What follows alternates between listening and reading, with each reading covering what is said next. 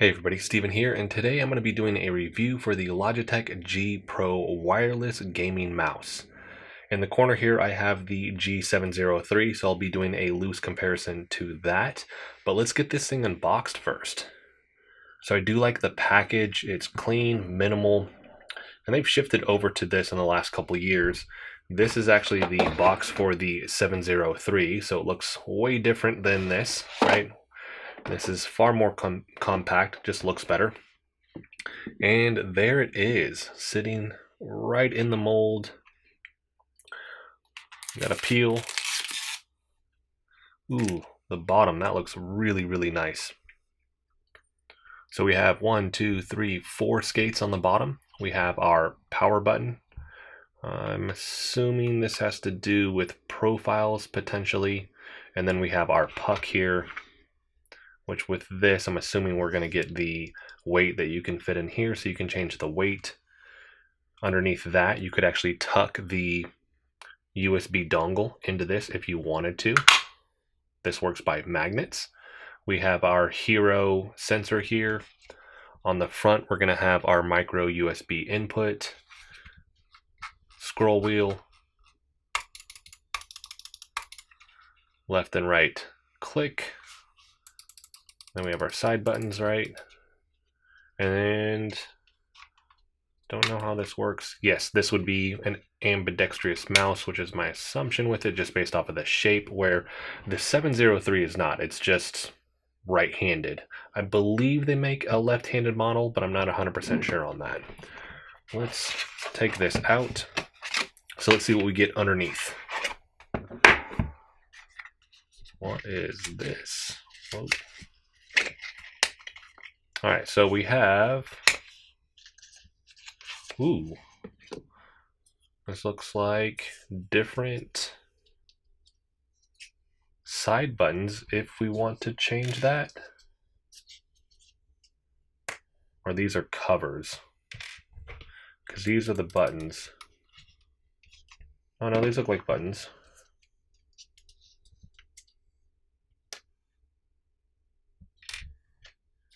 I have a lot of them. Got 4 different versions. They all kind of look the same. So I'm wondering if we just pop this out really quick, what the difference would be. Let's pop these out.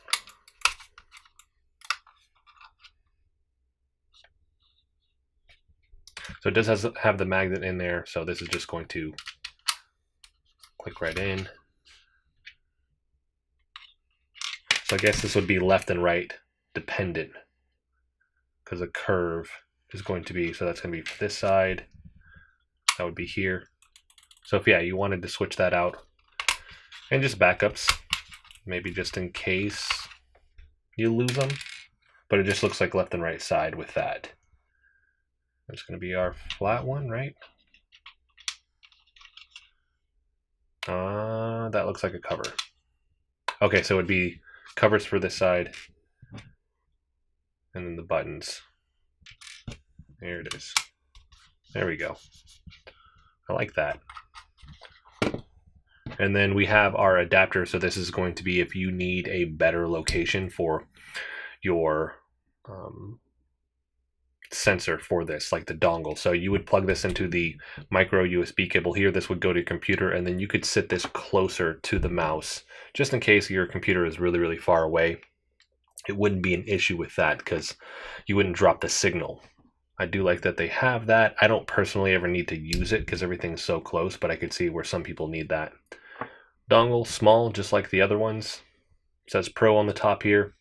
I like how small Logitech's dongles are with all of their peripherals, right? Their transmitters here. Looks really, really good. And then cable's going to be the same, I'm assuming, compared to all the other ones. No.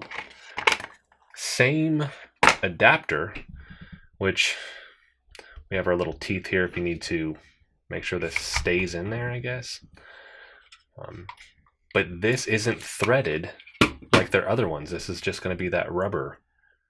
I like the threaded one better. It just doesn't bend as easily compared to this. So we do have that. We got our sticker if we want to use it.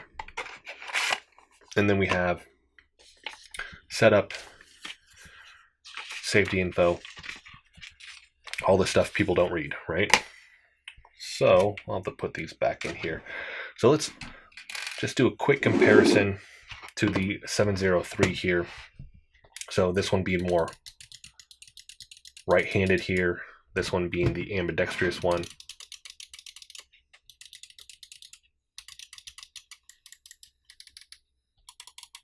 Both feel great. I'd say the scroll wheel on this definitely feels better. The G on this is bigger than this one. This is a little bit more low profile as well. This one has that curve to it that you're going to see across the buttons here, where this one's just going to be flat. Even the scroll wheel is a little bit smaller. So this may be the DP button, because I'm not seeing one on this, right? Unless you're clicking now, because you'd want that assigned for that. So DP button here. On the bottom here, we have 2 skates versus the 4 over here. It's going to have the hero sensor here. I don't think it's the exact same one. Oh, actually I'm missing one, because we would have 5 here, because you have the skate around the sensor, skate around this button right there. Now this is compatible with Powerplay, which is one of the reasons why I got this. So if I can get this thing out here, this is my Powerplay puck. So I could swap this out. I'm excited to actually use that. Still works off magnets right there, but I'll be using this with Powerplay. Let's go ahead and get to the specs though with this, because I do want to line this out for everybody. So just looking at this, the technical specifications, we have onboard memory, click tension system, has 16.8 million colors for the RGB lighting, and then it is ambidextrous. The sensor is the hero sensor. Resolution is 100 to 25,600 dpi.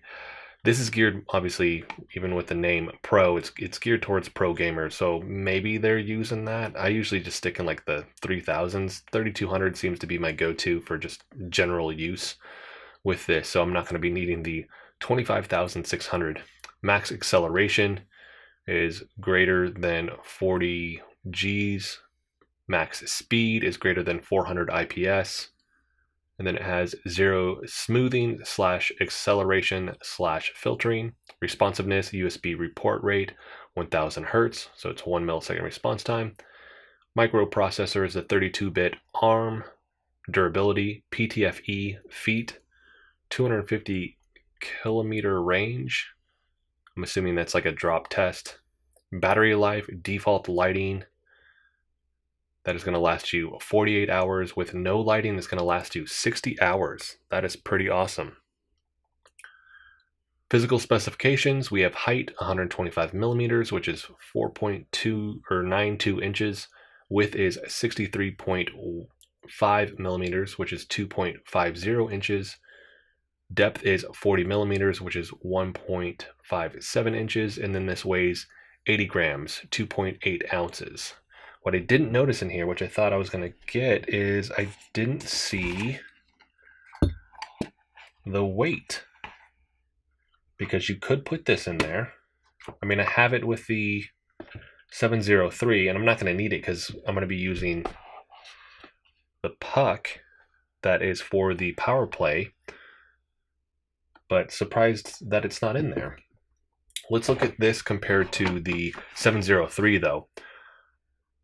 So this goes to, the 703 goes from 200 to 12,000 dpi versus the 100 to 25,600 dpi. Max acceleration tested at over 40 grams, or 40 G, sorry. Max speed tested at over 400 IPS, so that is the same. Responsiveness, user data format is 16-bit / axis. USB report rate is 1000 Hertz. That's the same for both of them. They have the microprocessor, the 32-bit ARM. Durability, main buttons, 50 million clicks, which I'm wondering if, no, because it just lists that for the durability right there is the feet. Max distance tested at over 250 kilometer range, so max distance. Maybe that's the Bluetooth distance? That might be that instead. That makes more sense. Battery life, default lighting is 24 hours, no lighting 32 hours. So quite a jump in that, right? Double the default lighting from 24 to 48, and then no lighting almost double, 32 to 60. And then we'll look at the physical specs here. So height, the Hero is 125 millimeters. The 703 is 124 millimeters. The width is 63.5 millimeters. The 703 is 68 millimeters, so that's a little bit of a difference there. And then the depth is 40 meters for the Pro versus 43 for the 703. Weight 107.6 grams with the mouse only, so that's a big jump. And then cable length doesn't list it on here, but I'm assuming they're the same at the 6 feet there. This comes with the 10 gram weight too, so you can increase this. So similar specs, but battery life is going to be better on this. The fact that it's ambidextrous. DP, if you want that increase in DP there, which I'm not going to need to go that high. That won't be something I'll be worried about.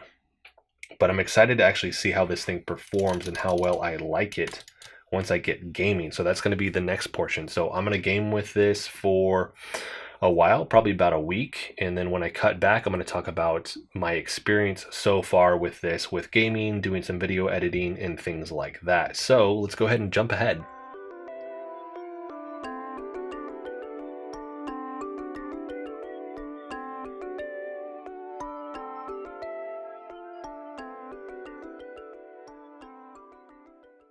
So after using the Logitech G Pro for the past week, I'm happy to say that this is a great mouse.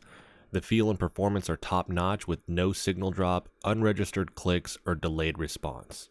I've played this with and without Powerplay also, just to make sure there wasn't any issues there, and the setup was easy as I just plugged in the USB dongle and was good to go. I did find out that the PTFE is for the skates on the bottom, which should last for over 250 kilometers, which is roughly 155 miles of moving on these. The G-Hub software is easy to use for me and the most streamlined I've used when compared to the software with Razer, Corsair, HyperX, Rocket, or the many third-party softwares I've used. Here you'll find the basics such as DPI settings, macro settings, which I later realized since you can swap out the side buttons, you have up to 8 buttons total if you want to use the left and right side buttons, or you can just put on the covers and not use any of them. So there's a good level of customization here. And finally, with the software, you can change the lighting, which has the basics: fixed, cycle, breathing, audio visualizer, and the last one, which is my personal favorite, which is the screen sampling, which you will find with all of the Logitech products that have any type of light with them, which allows for you to create zones on screen, which the lights will then mimic the colors of that on the peripheral. I couldn't get the best shot of this with my camera, unfortunately, but trust me, this looks really good in person. Now, with that being said, let's do a formal sound test and then compare that to the G703.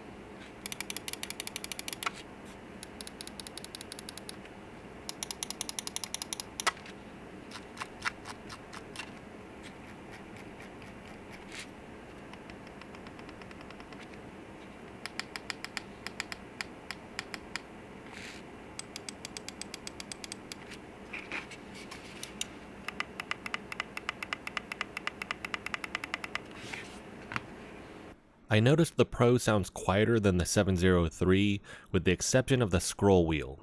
Having the DPI button on the bottom after doing a little bit of digging on the website is meant to prevent any accidental pressing of the button during gaming, which makes sense, especially for pro gamers.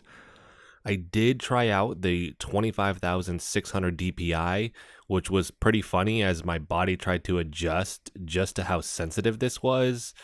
It's not for me, but I could see the draw for certain gamers.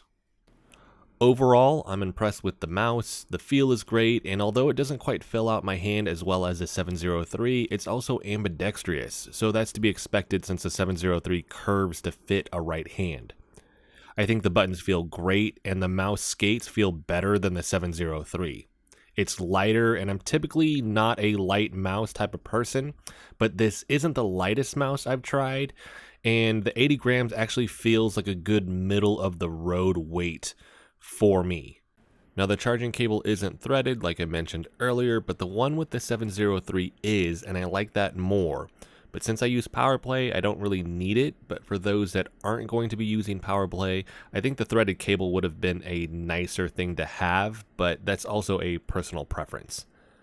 Both come with the receiver if your PC is far enough away that it creates any issues, which I like the option to have, but I don't personally use it outside of testing it. So the big question is, should you buy this, especially when compared to the 703? The pricing on all of these seem to be volatile at the moment, and really just PC hardware in general, so it's hard to recommend something purely on price. The 703 is usually $100, but on sale can go as low as $60, and at that price, it's an easy choice. Go with the 703. At its normal price of $100 though, for $30 more you can get the Pro with more battery life, which would be the big draw if you don't plan on using Powerplay. Powerplay is usually $100, but it's hard to find at the moment, but on the off chance you do and you find the 703 on sale, you could get both of those for $160, which means you'll never charge your mouse again. If you're left-handed, then this is just going to be an easy choice. Go with the Pro since it's ambidextrous.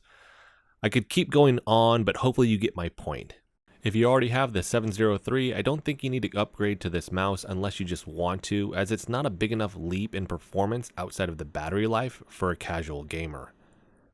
Well, hopefully this video helps you with your purchasing decision, but if there's anything I didn't answer in this video, let me know in the comment section and I'll make sure to answer that for you.